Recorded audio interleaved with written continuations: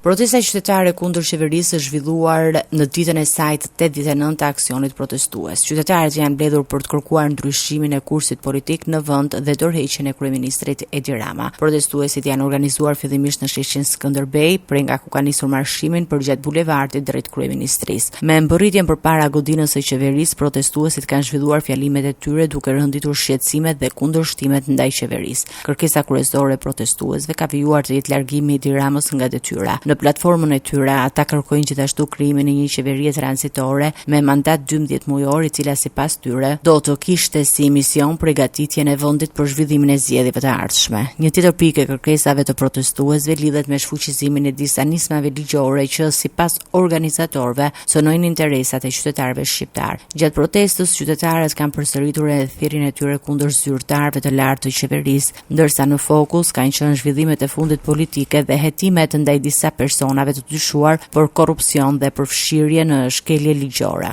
Organizatorët kanë deklaruar se protesta nuk do të ndalet në këtë tubim. Sipas tyre, aksioni qytetar do të vijojë edhe në ditët në vazhdim dhe tërheqja nuk është pjesë e planit deri në plotësimin e kërkesave të parashtruara. Protesta e sotme është zhvilluar në kuadër të një aksioni të gjatë qytetar, i cili prej 89 ditësh synon të ushtrojë presion ndaj qeverisë për ndryshimet politike dhe institucionale.